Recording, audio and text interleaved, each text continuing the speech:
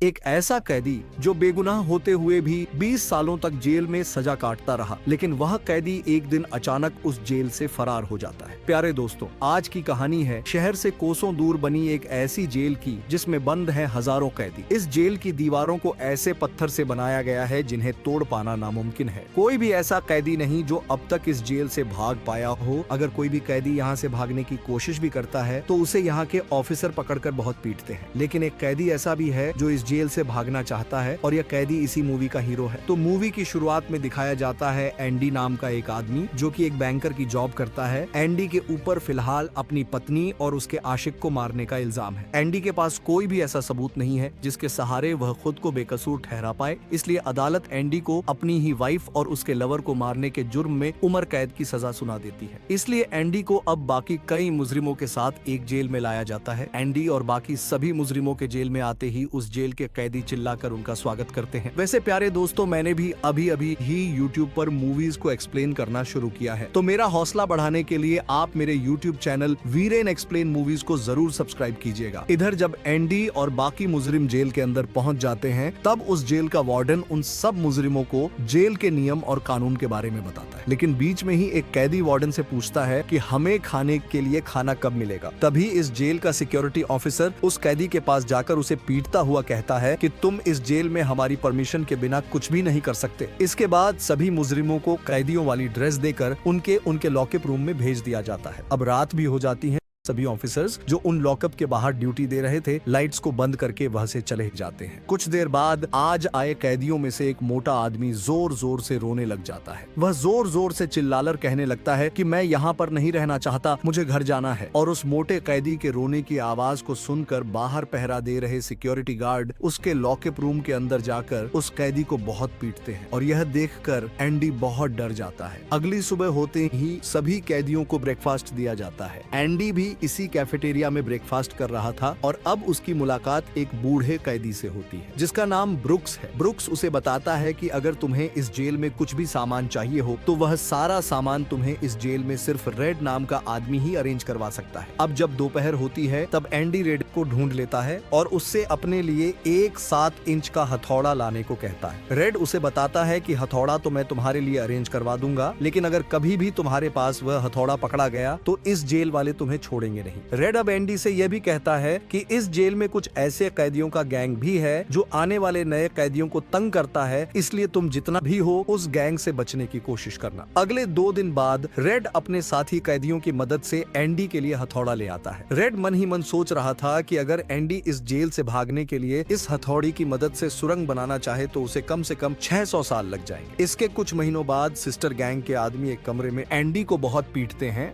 लेकिन एंडी भी उनका मुकाबला डटकर करता है और अब यह सिलसिला कई महीनों तक चलता रहता है। यानी कि सिस्टर गैंग को कभी भी एंडी अकेला मिलता तो वह उसे परेशान करते रहते। कुछ दिनों के बाद उस जेल का वार्डन सभी कैदियों को इकट्ठा करके उनसे कहता है कि पास ही में एक फैक्ट्री की छत की मरम्मत के लिए हमें कुछ कैदी चाहिए। इसलिए कुछ कैदियों को सिलेक्ट करके उस फैक्ट्री के छत की मरम्मत करने के लिए भेज दिया जाता है और उन कैदियों में एंडी और रेड भी शामिल थे। वह सभी कैदी कुछ सिक्योरिटी ऑफिसर्स की देखरेख में आराम से छत की मुरम्मत करने लगते हैं। इसी बीच एक सिक्योरिटी ऑफिसर अपने जूनियर ऑफिसर से कहता है कि मेरे भाई की मौत हो गई है, जिसकी वजह से मुझे अब उसके खाते में जो $35,000 हैं वह मुझे मिलने वाले हैं। लेकिन मैं उन $35,000 को नहीं लेना चाहता, क्योंकि अगर मैं इस सारे अमाउंट को ले भी लूं तो मुझे इस रकम के बदले बहुत सारा टैक्स अदा करना होगा। इधर एंडी उस ऑफिसर की इस बात को सुन लेता है। वह बड़ी खामोशी से उस ऑफिसर के पास आने लगता है, लेकिन एंडी को ऑफिसर की तरफ आता देख बाकी जूनियर ऑफिसर उसकी तरफ अपनी बंदूकें कर देते हैं। लेकिन फिर भी एंडी उस ऑफिसर से कहता है कि अगर तुम चाहो तो वह सभी $35,000 तुम्हारे हो सकते हैं, लेकिन इसके लिए तुम्हें सारे पैसे अपनी वाइफ के नाम पर करवाने होंगे। वह अफसर सोच रहा था कि शायद एंडी मजाक कर रहा है, लेकिन एंडी उस ऑफिसर को वह पूरा तरीका समझाता है जिससे वह पूरे $35,000 को अपने पास रख सकता है और उस $1 भी टैक्स चुकाना नहीं होगा। एंडी उससे कहता है कि बस इसके बदले में तुम्हें मेरे साथी रेड और बाकी सभी कैदियों को बियर पिलानी होगी। अगले ही दिन वह ऑफिसर एंडी की मदद से उन $35,000 को अपनी वाइफ के नाम पर ट्रांसफर कर देता है। उस ऑफिसर के लिए सबसे बड़ी फायदे की बात यह थी कि उसे अब एक भी डॉलर टैक्स के रूप में पे नहीं करना पड़ा। वह ऑफिसर अब इस खुशी में एंडी और उसके बाकी साथियों को बियर की पार्टी देता है और इस पार्टी के बाद रेड के मन में एंडी के लिए और भी इज्जत बढ़ जाती है। अब वापस जेल में आने के बाद एंडी अपने लॉकअप रूम की दीवारों के ऊपर उस हथौड़ी से अपना नाम लिखने लगता है। एक रात रेड बाकी कैदियों के साथ मिलकर एक हॉलीवुड मूवी देख रहा था। तब एंडी वहां आकर रेड से कहता है कि मुझे इस मूवी की हीरोइन रीटा हेडवर्ड बहुत पसंद है, क्या तुम इस एक्ट्रेस का एक बड़ा सा पोस्टर मेरे लिए मंगवा सकते हो? तभी रेड हंसते हुए उससे कहता है कि कुछ दिनों में इस एक्ट्रेस की बड़ी सी तस्वीर तुम्हारे लॉकअप रूम में लगी हुई मिल जाएगी। उसी दिन सिस्टर गैंग के आदमी फिर से मौका मिलते ही एंडी को ढूंढकर उसे फिर से परेशान करने लगते हैं। सिस्टर गैंग के आदमी एंडी को इतना पीटते हैं कि एंडी को हॉस्पिटल तक रेफर करना पड़ता है। लेकिन जब उस जेल के सिक्योरिटी ऑफिसर को यह पता चलता है कि सिस्टर गैंग की आदमियों ने एंडी को मारा है, वह जल्दी से सिस्टर गैंग के मेन लीडर को बहुत पीटता है। कुछ दिनों के बाद एंडी को हॉस्पिटल से वापस जेल में भेज दिया जाता है। रेड ने उसके रूम की दीवार पर रीटा हेडवर्ड की एक बड़ी सी तस्वीर लगा दी थी और उस तस्वीर को देख एंडी खुश हो जाता है। उस जेल का सिक्योरिटी ऑफिसर वार्डन को बताता है कि कैसे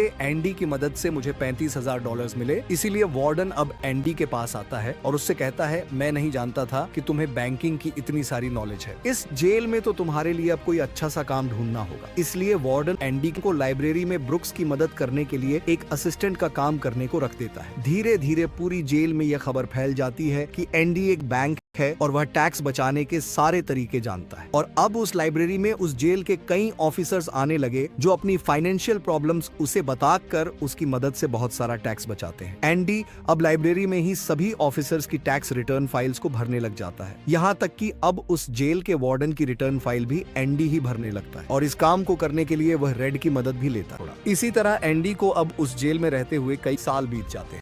मूवी में आगे दिखाया जाता है कि इस जेल का वार्डन, जिसने अब तक एंडी की मदद से अपना बहुत सारा टैक्स पे करने से बचा लिया है, वार्डन तो अब अपनी कैदियों की मदद से कुछ गैर कानूनी काम भी करने लग जाता है, जिसके चलते वह अब बहुत सारा पैसा छाप लेता है। लेकिन वह सीधे तौर पर इस मनी को अपने अकाउंट में नहीं डाल सकता था, इसलिए वह एंडी की मदद से किसी नए आदमी के नाम का एक अकाउंट खुलवाता है, जिसमें वह इस आने वाली ब्लैक मनी को डालकर सफेद करवाने लग गया। एंडी इस गैर कानूनी काम में उसकी मदद नहीं करना चाहता था, लेकिन फिर भी वह इस काम में चुपचाप वार्डन का साथ देता है, क्योंकि आगे चलकर इसमें कहीं ना कहीं तो एंडी का ही फायदा होने वाला था। एक दिन लाइब्रेरी में काम करते हुए एंडी रेड से कहता है कि वार्डन मेरी मदद से अपनी ब्लैक मनी को वाइट कर रहा है। अगर फ्यूचर में कभी वार्डन की कमाई ब्लैक मनी का पता सरकार को चलेगा भी, तो भी वह वार्डन का कुछ भी नहीं बिगाड़ पाएंगे। वैसे मैं जिस अकाउंट में उस ब्लैक मनी को वार्डन से डलवाता हूँ वह सिर्फ कागजी ही है। मैंने तो उस अकाउंट के ओनर के नाम के कहीं ऐसे कार्ड बना दिए हैं जिन्हें कभी भी ढूंढा नहीं जा सकता। मूवी में आगे दिखाया जाता है कि एक दिन टॉमी नाम के एक मुजरिम को भी इसी जेल में लाया जाता है। वैसे टॉमी एक दिलचस्प आदमी है। जेल में आते ही टॉमी ने कई लोगों का दिल जीत लिया और सबका चहेता बन गया। एक दिन जब टॉमी रेड और बाकी कैदियों को अपनी की हुई चोरियों के बारे में बता रहा था, तब एंडी टॉमी की बातों को सुनकर उससे कहता है कि यह चोरी चकारी वाला काम तुम पर जचता नहीं, इसलिए तुम्हें चोरी करना छोड़ देना चाहिए। वैसे टॉमी का भी एक परिवार है और अपने परिवार के लिए वह भी अब चोरी छोड़ना चाहता है, इसलिए टॉमी अब अपना ज्यादा समय एंडी के साथ बिताने लगता है और खुद को एक अच्छा इंसान बनाने की कोशिश करने लग जाता है। एक दिन टॉमी रेड से पूछता है कि आखिर एंडी को कौन से जुर्म में कैद हुई थी। तब रेड उसे बताता है कि 1949 में उसे अपनी वाइफ और उसके आशिक को मारने के जुर्म में जेल हुई थी। लेकिन एंडी हमसे हमेशा कहता है कि उसने उन दोनों को नहीं मारा है और आज एंडी को जेल में फंसे 20 साल होने वाले हैं। एंडी के बारे में सुनने के बाद टॉमी रेड से कहता है कि अभी पीछे जब मैं जेल में था तब मुझे वहाँ पर एक कैदी मिला जो मुझसे कह रहा था कि 1949 में जब मैं एक घर में चोरी करने के लिए गया था, तब वहाँ पर मुझसे बेवजह ही उस घर में रहने वाली एक औरत और उसके लवर का मर्डर हो गया। लेकिन पुलिस वालों ने उन दोनों को मारने के जुर्म में उसी औरत के हस्बैंड को जेल में डाल दिया और उस औरत का हस्बैंड एक बड़ा बैंकर था जिसका नाम एंडी था। रेड टॉमी की कही सारी बात जल्दी से एंडी को बता देता है। वह एंडी से कहता है तुम बेगुनाह हो। वैसे एंडी पहले से ही जानता था कि वह बेकसूर है, लेकिन अब जब उसके पास अपनी बेगुनाही का सबूत है तो एंडी अब रेड के साथ मिलकर जेल के वार्डन के पास जाकर इस बात को बताता है। एंडी वार्डन से कहता है कि सिर्फ टॉमी ही है जो मुझे इस जेल से और इस केस से बरी करवा सकता है। एंडी वार्डन को अपने केस की फाइल एक बार फिर से खुलवाने के लिए कहता है। फिलहाल वार्डन उन दोनों की बातों पर भरोसा तो कर लेता है, लेकिन वह अपने हाथों से नोट नोट छापने वाली मशीन को ऐसे थोड़ी जाने देना चाहता था। इसलिए वार्डन अब एंडी की बातों को अनसुना करने लगता है। एंडी भी अब समझ जाता है कि वार्डन जानबूझकर उसके केस को नहीं खोल रहा है, इसलिए वह अब वार्डन को ब्लैक मनी से सफेद किए गए पैसों की बात कहकर धमकाने लगता है। लेकिन वार्डन अब सिक्योरिटिस्ट को बुलवाकर एंडी को 1 महीना काल कोठरी में भेज देता है। इधर उसी रात जेल का वार्डन टॉमी को मिलने के लिए इस जेल के बाहर बुलाता है और इस जेल के सिक्योरिटी ऑफिसर की मदद से टॉमी को मरवा देता है। टॉमी को मारने के बाद वार्डन उस काल कोठरी के बाहर पहुंचता है जिसमें एंडी बंद था। वार्डन अब एंडी से कहता है कि तुम्हारे साथी टॉमी को मैंने मरवा दिया है, अब तुम कभी भी जेल से बाहर जाने की सोच भी नहीं सकते। लेकिन वार्डन नहीं जानता था कि जब से एंडी इस जेल में आया था तभी से ही वह इस सेल से भागने के प्लान पर काम कर रहा है। वैसे एंडी को इस जेल में रहते हुए अब पूरे 20 साल हो चुके हैं। एक दिन एंडी जेल की दीवारों के सहारे बैठा था कि तभी रेड उसके पास आकर उससे बातें करने लगता है। रेड एंडी से कहता है कि कुछ ही दिनों के बाद मैं भी इस जेल से रिहा हो जाऊंगा, लेकिन मैं सोच रहा हूँ कि बाहर की दुनिया में मैं कैसे जी पाऊंगा। बाहर की दुनिया में सभी लोग मुझे एक मुजरिम की तरह देखेंगे और यह मैं कभी भी बर्दाश्त नहीं कर पाऊंगा। इससे अच्छा तो यही है कि मैं मर जाऊं। एंडी रेड की बातें सुनने के बाद उससे कहता है कि तुम चाहे अपने आगे का कुछ भी सोचो, मैं तो इस जेल से जब भी बाहर निकलूंगा तब मैं मेक्सिको के एक छोटे से शहर में जाकर रहूंगा और उस शहर के समुद्र के नजदीक एक छोटा सा होटल खोलूंगा। एंडी उससे कहता है कि तुम्हें मुझसे वादा करना होगा कि जब तुम इस जेल से रिहा हो जाओगे तब तुम जो उस शहर जरूर जाओगे, तुम उस शहर के बक्सटन इलाके में जरूर जाना जहाँ पर बहुत बड़ा घास का मैदान है। उस मैदान के बीचों बीच एक बरगद का पेड़ है। उस पेड़ के पास रखे पत्थरों में तुम्हें सबसे अलग दिखने वाला एक पत्थर मिलेगा और उस पत्थर के नीचे मैंने तुम्हारे लिए कुछ रखा होगा। एंडी की बातों को सुनने के बाद रेड को उसकी चिंता हो जाती है। इसके बाद जब रेड अपने साथियों के साथ मिलकर डिनर कर रहा था तब उसे उसका एक साथी बताता है कि एंडी ने कल मुझसे 6 फुट रस्सी मंगवाई थी और मैंने उसे वह रस्सी दे भी दी। यह सुनकर रेड को एंडी की अब और भी ज्यादा फिक्र होने लग जाती है। इधर दिखाया जाता है कि एंडी अभी भी वार्डन की ब्लैक मनी को वाइट कर रहा है, यानी कि अभी भी एंडी वार्डन के लिए काम कर रहा है। एंडी आज एक बार फिर वार्डन को कुछ चेक उस नाम पर सबमिट करने के लिए कहता है जिसे एंडी ने बनाया है। वैसे अब रात भी हो गई थी।